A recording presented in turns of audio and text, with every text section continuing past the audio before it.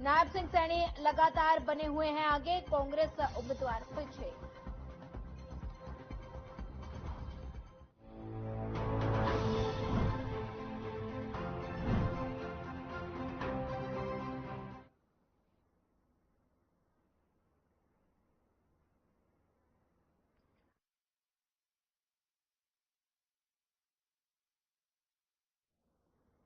नमस्कार, मैं हूं आपके साथ सोनिया चौहान। चुनावी दंगल में आप सभी का स्वागत है। बुलेटिन की शुरुआत करते हैं एक बड़ी खबर के साथ। बड़ी खबर आपको बता रहे हैं, सुरक्षा के बीच वोटों की गिनती जारी, रुझानों में एनडीए को बहुमत।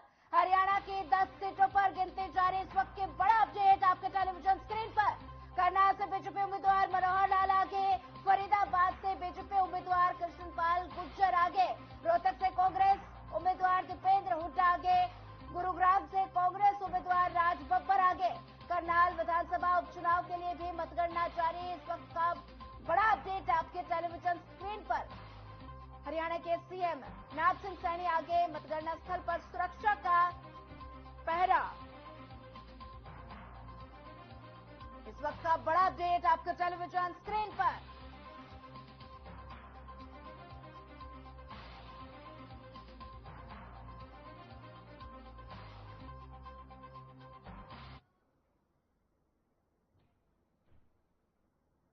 तस्वीरें देख सकते हैं। पहली तस्वीर चंडीगढ़ से है।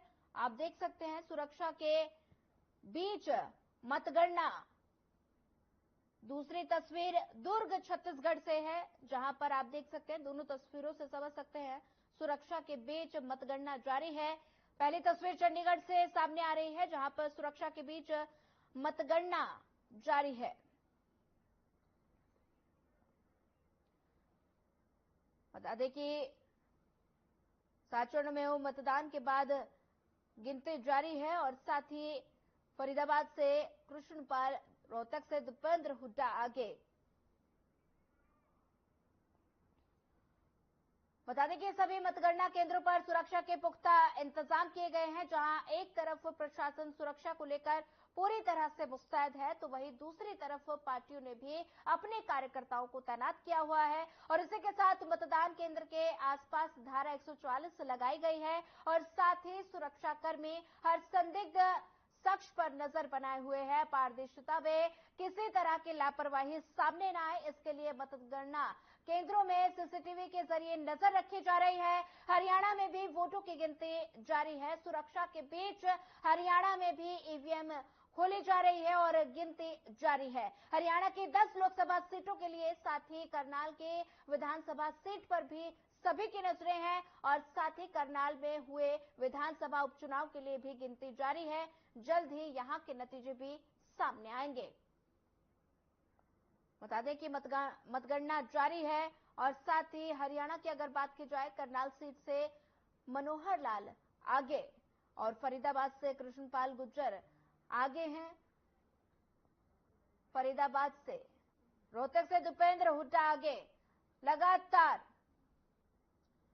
एनडीए की बजट बढ़त दिखाई दे रही है और साथ ही आप देख सकते हैं सुरक्षा व्यवस्था के बीच किस किस के बीच मुकाबला। फरीदाबाद की अगर बात की जाए,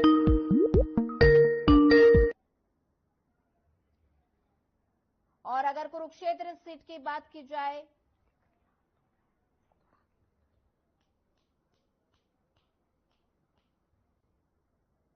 रोहतक सीट की अगर बात की जाए, तो किस किस के बीच मुकाबला आप ग्राफिक्स के जरिए समझ सकते हैं।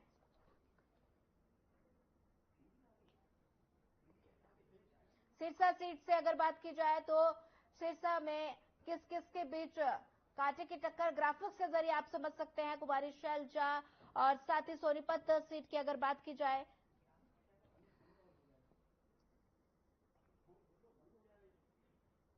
बता दें कि अगर अंबाला सीट की बात की जाए, तो अंबाला में लगातार बंतु कटारिया बीजेपी प्रत्याशी और वरुण चौधरी कांग्रेस प्रत्याशी के बीच कांटे की टक्कर देखने को मिल रही है।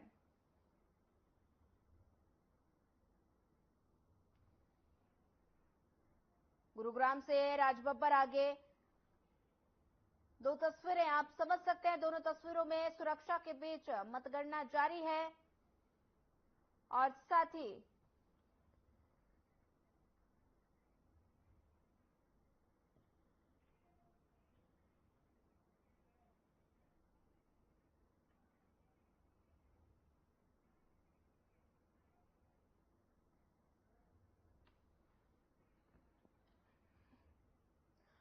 वहीं हमारे संवाददाता इसी पर ज्यादा जानकारी साझा करने के लिए फरीदाबाद से मोनू पांचाल हमारे साथ जुड़ गए हैं और चंडीगढ़ से ओपी शर्मा हमारे साथ जुड़ गए हैं।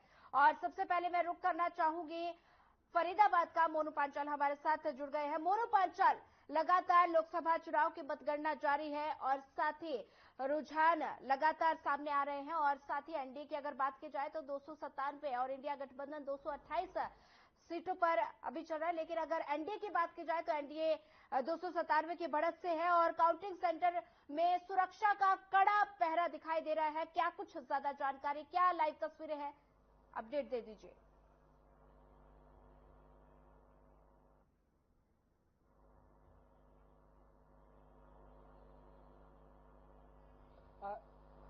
सोनिया, देखिए, अगर जिस तरीके से देखा जाए तो क्योंकि 8 बजे से जो है वो काउंटिंग शुरू हो गई थी, गठबंधन जो है काउंटिंग जो है वो शुरू हो गई थी और उसके साथ साथ देखा जाए तो लगातार जो गठबंधन है वो जो है जो लगातार कंटिन्यू होने लगी। जिस तरीके से लगातार जो गिनतियां जो है वो वोटों की शुरू होने लगी और जिसके देखे ईवीएम मशीनें जो है लगातार जो है वो आने लगी और राउंड की बात की जाए तो लगभग जो है वो अभी तक जो है 10 से 11वां राउंड जो है वो यहाँ पर चल रहा है। जिस तरीके से देखा जाए तो लगातार अभी तक जो है शुरुआत में जिस तरीके से जब गिनतियां यहाँ पर शुरू हुई तो इसके चलते जो है यहाँ पर जो इंडिया गठबंधन के जो प्रत्याशी है महेंद्र प्रताप, वो जो है यहाँ पर बढ़त बनाते हुए नजर आ रहे थे। लेकिन अब फिलहाल की बात की जाए तो अभी फिलहाल जो है वो कृष्ण पाल गुर्जर जो है बीजेपी के प्रत्याशी है वो लगातार बढ़त यहाँ पर जो है वो बनाते हुए नजर आ रहे हैं। लेकिन अब की बात की जाए तो 1,28,470 जो है वो जो है वोटों से आगे चल रहे हैं, कांग्रेस की वोटों से आगे चल रहे हैं बीजेपी के प्रत्याशी कृष्णपाल गुर्जर। और लगातार देखा जाए तो लगातार जिस तरीके से बढ़त पे बढ़त जिस तरीके से मिलती नजर आई, क्योंकि शुरू का रुझान जो है वो जरूर जो है वो कांग्रेस के हित में जरूर बोल रहा था। लेकिन जब आहिस्ता आहिस्ता जब रुझान बदलने शुरू हुए, कहीं ना कहीं जो राउंड है जो वो बढ़ने लगे, उसके चलते जो है वो रुझान जो है वो अलग तरीके से यहाँ पर होने लगे। लेकिन अब फिलहाल की बात की जाए तो जिस तरीके से लगातार जो फरीदाबाद के प्रत्याशी कृष्णपाल गुर्जर है बीजेपी के, वो लगातार यहाँ पर बढ़त यहाँ पर करते हुए नजर आ रहे हैं। वही बात की जाए तो तमाम जो है सुरक्षा व्यवस्थाओं को लेकर के, क्योंकि जो है सुरक्षा व्यवस्था जो है यहाँ पर 3 लेयर पर जो है वो सुरक्षा व्यवस्था यहाँ पर की गई है, क्योंकि पहली लेयर जो है वो पुलिस कर्मियों से तैनात है। वही बात की जाए तो दूसरी लेयर की लेकर के तो दूसरी लेयर जो है वो कहीं ना कहीं तमाम महकमे जो अधिकारी हैं वो यहाँ पर जो है वो तैनात है। और उसके साथ साथ बात की जाए तो पैरामिलिट्री भी जो है तीसरी फोर्स की लाइन में जो है वो यहाँ पर नजर आ रही है। तो तमाम अगर बात की जाए तो जो केंद्र है यहाँ पर, तो कहीं ना कहीं वहां पर जो है 144 की धारा यहाँ पर लगा दी गई है। तमाम तरीके से कोई भी यहाँ पर जो है किसी तरीके की कोई चूक ना हो, इसको लेकर के सुरक्षा व्यवस्था पूरी तरीके से मुस्तैद यहाँ पर की गई है। ठीक है मोनू, लगातार हमारे साथ बने रहिए। रुक करना चाहूंगी चंडीगढ़ का, जहां से ओपी हमारे साथ लगातार बने हुए हैं। ओपी, लगातार सुरक्षा के बीच वोटों की गिनती जारी है और साथ ही कितनी लेयर की चंडीगढ़ में सुरक्षा की जो सुरक्षा के पहरा जो नजर आ रहा है, कितने लेयर की सुरक्षा व्यवस्था वहां पर दिखाई दे रही है, क्या कुछ ज्यादा जानकारी, तस्वीरें दिखाइए हमें।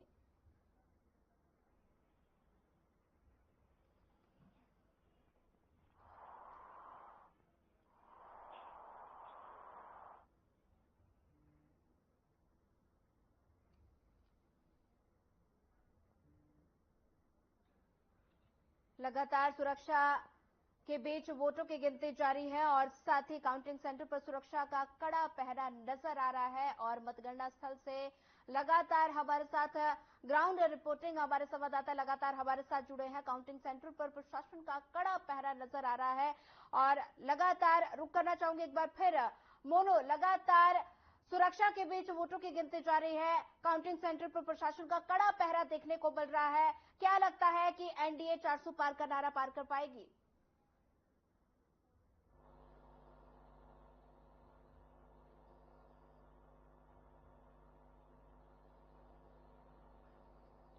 देखिए, जिस तरीके से देखा जाए तो मैं आपको बता दूं सोनिया, जिस तरीके से देखा जाए तो शुरुआत की बात की जाए, जिस तरीके से प्रत्याशियों के नाम जो है वो घोषित जो है सबसे पहले बीजेपी ने जो है वो यहाँ पर अपने अपने जो है तमाम जो राज्यों में जो है वो घोषित कर दिए थे। लेकिन जिस तरीके से देखा जाए तो इंडिया गठबंधन जिस तरीके से लगातार अलग अलग राज्यों में चाहे वो हरियाणा की बात कर ली जाए, चाहे वो मध्य प्रदेश की बात कर ली जाए, तो तमाम तरीके से जिस तरीके से जब जैसे जैसे नाम जो है वो लोग अपने अपने राज्यों में जो है वो घोषित करे, तो कहीं ना कहीं जिस तरीके से वो जो है वो मुकाबला जो है वो कहीं ना कहीं बदलता हुआ नजर आया। क्योंकि बीजेपी ने जब शुरुआत में जब अपने कैंडिडेटों के नाम जहां पर जब सूची जारी करी तो कहीं ना कहीं बीजेपी का जो वो मुकाबला है वो बिल्कुल पूरी तरीके से एक तरफा नजर आ रहा था। क्योंकि लगातार लोगों को यही सोच थी कि क्योंकि कांग्रेस की तरफ से यानी कि इंडिया गठबंधन की तरफ से कोई प्रत्याशी की सूची जारी नहीं की गई थी, तो कहीं ना कहीं बीजेपी काफी मजबूत नजर यहाँ पर आ रही थी। लेकिन जब इंडिया गठबंधन ने अपने जो प्रत्याशियों की सूची जारी करी, चाहे वो हरियाणा की बात की जाए, चाहे वो तमाम राज्यों की बात की जाए, तो कहीं ना कहीं तमाम मजबूत जो है वो कहीं ना कहीं उभरती हुई नजर यहाँ पर नजर आई है। लेकिन जिस तरीके से देखा जाए 400 पार का नारा जो बीजेपी लगाती हुई नजर आ रही है कि 400 पार का नारा है, वो 400 पार का नारा पूरा होता हुआ दिखाई तो नहीं दे रहा। लेकिन हाँ, इतना जरूर है कि जो बीजेपी की सरकार है वो पूरी बहुमत से यहाँ पर बनती हुई नजर जरूर दिखाई दे रही है। लेकिन जिस तरीके से देखा जाए तो हरियाणा में भी यही रहा। क्योंकि जिस तरीके से लोगों ने नारा लगाया कि 10 लाख पार का नारा जो है वो फरीदाबाद से शुरुआत हुई और कहीं ना कहीं पूरे हरियाणा में जो तमाम जो लोकसभा में जो है वो 10 लाख का नारे का जो है वो पार का नारा जो है वो लगाया था। लेकिन जिस तरीके से देखा जाए तो कहीं ना कहीं जब इंडिया गठबंधन ने अपने प्रत्याशियों की सूची जारी करी और उसके साथ जब मुकाबला यहाँ पर, क्योंकि हर लोकसभा में सोनिया कहीं ना कहीं गिद्दावर नेता जो है वो आमने सामने नजर आ रहे हैं। चाहे वो शैलजा जो है अशोक तंवर की बात कर ली जाए,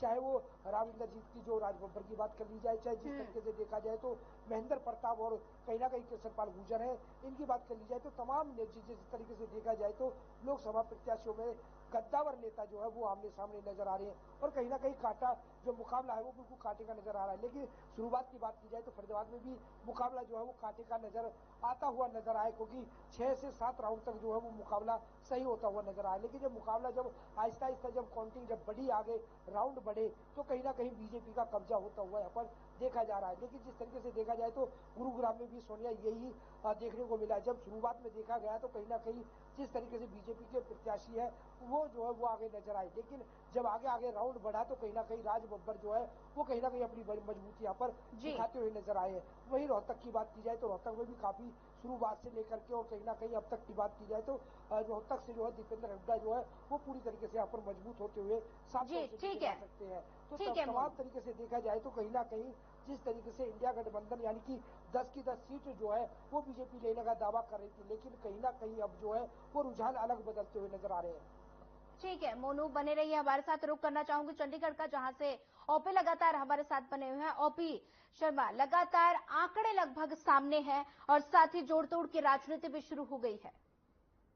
ओपी देखिए ज्योति, अगर मैं सुबह के आंकड़ों की बात करूं तो एक वक्त ऐसा आया था कि हरियाणा के अंदर 6 सीटों के ऊपर 5 सीटों पर कांग्रेस और 1 सीट पर कुरुक्षेत्र के ऊपर आम आदमी पार्टी को बढ़त मिली थी और भारतीय जनता पार्टी 4 सीटों पर जो सिमट के रह गई थी। और उसके बाद से बार बार जो हर 10 मिनट से 15 मिनट के बाद जो कुछ रुझान काउंटिंग के सामने आ रहे हैं उसमें एक मतलब एक फ्लक्चुएटिंग ऊपर डाउन होता जा रहा है। और अगर थोड़ा सा ध्यान से देखें तो सभी जो 5 सीट जिन 6 सीटों पर कम भारतीय जनता पार्टी पीछे थी उसके ऊपर भारतीय जनता पार्टी बड़े धीरे धीरे से आगे बढ़ रही है। अगर मैं अंबाला से शुरू करूं तो अंबाला के अंदर जो है कांग्रेस के प्रत्याशी वरुण मुलाना जो है वो करीबन 40,000 वोटों से आगे आ चुके थे। लेकिन इस वक्त पिछले 1 से सवा घंटे के दौरान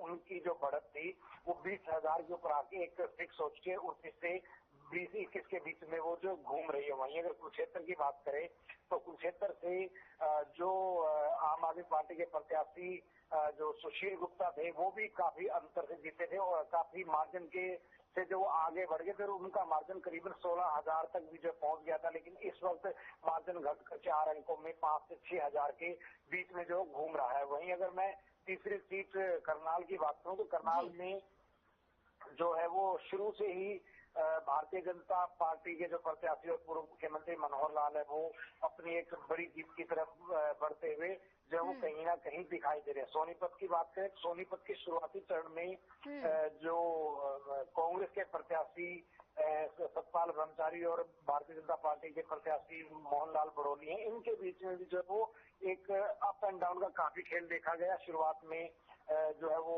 बीजेपी के प्रत्याशी जो आगे आए थे, लेकिन उसके बाद पिछले एक घंटे से अगर देखें तो जो बीजेपी के माफ कीजिए जो कांग्रेस के सतपाल ब्रह्मचारी हैं वो आगे आ रही है, लेकिन अंतर 2,500 से 3,000 का के बीच का ही चल रहा है। वहीं अगर हम रोहतक की बात करें तो रोहतक में जो दीपेंद्र हुड्डा कांग्रेस के वो करीबन 160-170 के आसपास पहुंच चुके हैं। सिरसा में भी कुमारी शैलजा जो रोहतक की प्रत्याशी वो भी ऐसे चल चुकी है। वहीं अगर हिसार लोकसभा का मतदान देखें तो यहाँ शायद सबसे ज्यादा जो प्रत्याशी है ऊपर नीचे हुए हैं।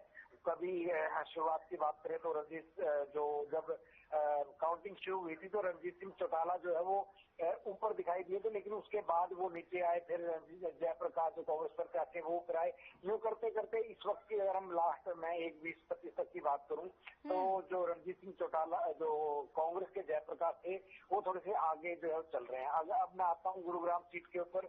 गुरुग्राम सीट पर राज बब्बर भले ही आगे है और एक वक्त राज बब्बर का जो आंकड़ा था, जो जीत वोटों का जो अंतर था राजेंद्र जीत बीजेपी के प्रत्याशी के मुकाबले वो करीबन 40,000 तक पहुंच गया था, लेकिन अब घटकर वो 20,000 या उससे नीचे तक के जो है आ गया है। फरीदाबाद की बात करें तो कृष्णपाल गुर्जर अपनी बढ़त जो है वो 25 से 30,000 की जो है बनाए हुए हैं। तो ओवरऑल ये कह सकते हैं कि कांग्रेस जहां एक तरफ सिरसा और रोहतक को जीतती हुई नजर आ रही है, वहीं अगर हम भारतीय जनता पार्टी की बात करें तो भारतीय जनता पार्टी करनाल और फरीदाबाद जो सीट है उसको जीतती हुई नजर आ रही है। 10 में 4 सीटों के ऊपर एक तरह से फैसला हो चुका है। 6 सीटों के ऊपर जो है अप एंड डाउन थोड़ा सा ज्यादा जो चल रहा है।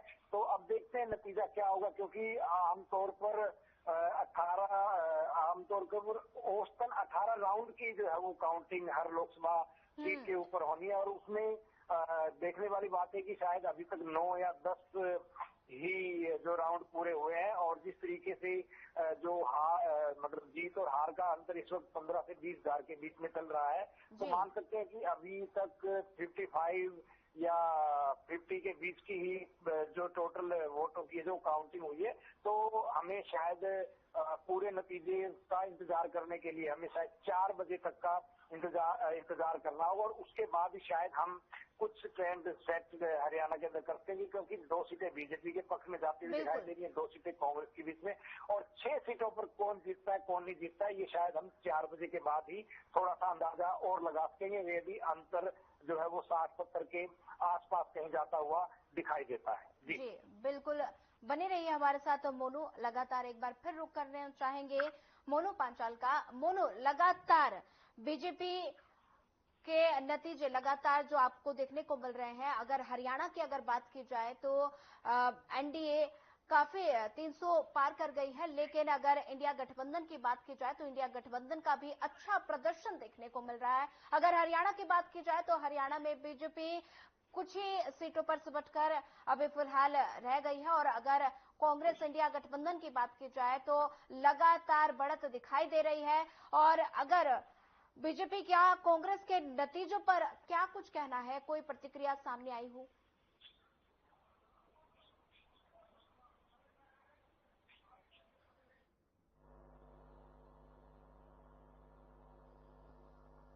देखिए, बात की जाए तो जिस तरीके से लगातार जो आंकड़े लगातार इसमें हरियाणा में जो है बदलते नजर आ रहे हैं सोनिया, इसके चलते कहीं ना कहीं जो है जो कैबिनेट मंत्री मूलचंद शर्मा है उनका बयान जरूर आया है। उन्होंने कहा कि जिस तरीके से देखा जाए तो जो है पूरे जो भारत के प्रधानमंत्री नरेंद्र मोदी है वो तीसरी बार जो है वो प्रधानमंत्री बनेंगे, तो इस तरीके से बयान जरूर आया है। लेकिन जिस तरीके से देखा जाए तो उनका हरियाणा के जो कैबिनेट मंत्री मूलचंद शर्मा ने उन्होंने जो दावा करा वो कहीं ना कहीं 10 की 10 सीटों का जीतने का दावा जरूर यहाँ पर किया, लेकिन कहीं ना कहीं देखा जाए तो माहौल जो रुझान है वो कहीं ना कहीं अलग बदलते हुए नजर जरूर आ रहे हैं। जिस तरीके से बात की जाए तो लगातार रोहतक की बात की जाए तो रोहतक में सबसे दबदबा जो है वो दीपेंद्र हुड्डा का यहाँ पर नजर आ रहा है।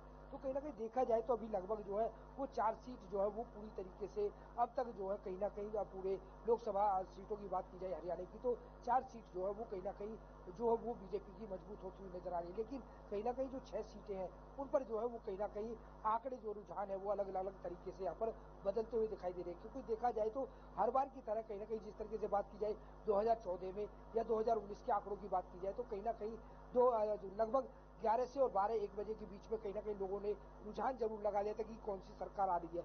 लेकिन इस बार देखा जाए तो 2024 में 1 बजने को जो है बजने जा रहा है और कहीं ना कहीं रुझान जो है वो अलग अलग बदलते हुए नजर आ रहे हैं।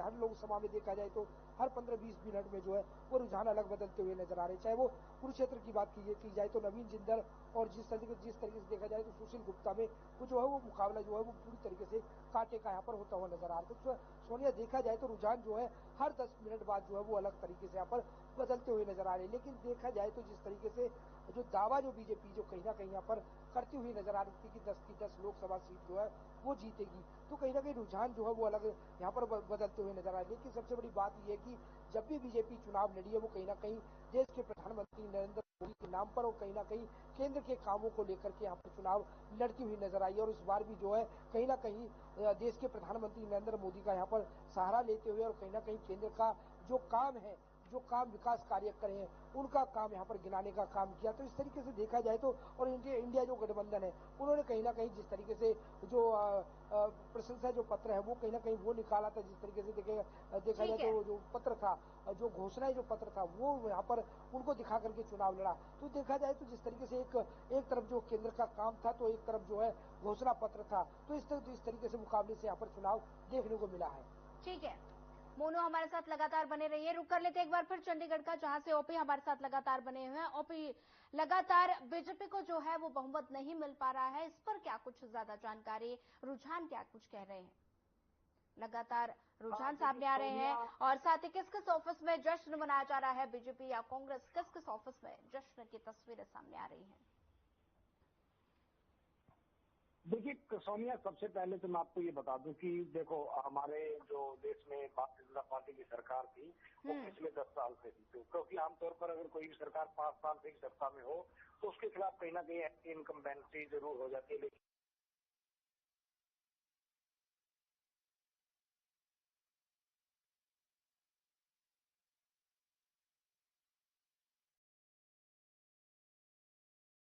कहीं नारा दिया। लेकिन इस बार के चुनाव में बहुत सारे ऐसे मुद्दे थे जो विपक्ष ने उठाए और वो कहीं ना कहीं धरातल तक एक ऐसे तबके के बीच में चर्चा का विषय बना है जिनका उनसे कोई संबंध ना हो। जिस तरह अगर हम विपक्ष की बात करें तो विपक्ष का जो संविधान को बदलने